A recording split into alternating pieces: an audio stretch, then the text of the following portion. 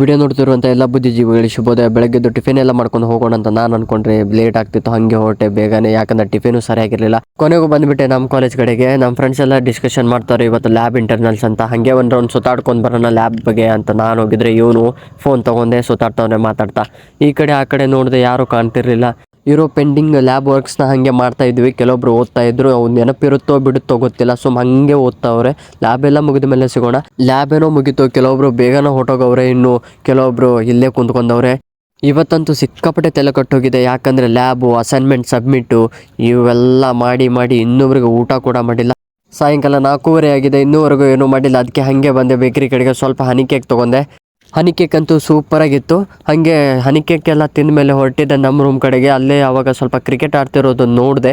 Cricket ಅಂತೂ ಚೆನ್ನಾಗಿ ಆಡ್ತಿದ್ರು. ಅಲ್ಲೇ ಸ್ವಲ್ಪ ನಿಂತು ಕ್ರಿಕೆಟ್ ಎಲ್ಲ ನೋಡ್ಮೇಲೆ ನಾನು ಹೊರಟೆ ನಮ್ಮ ರೂಮ್ ಕಡೆಗೆ. ಮತ್ತೆ ನಾಳೆ ಸಿಗೋಣ, ಅಲ್ಲಿವರೆಗೂ.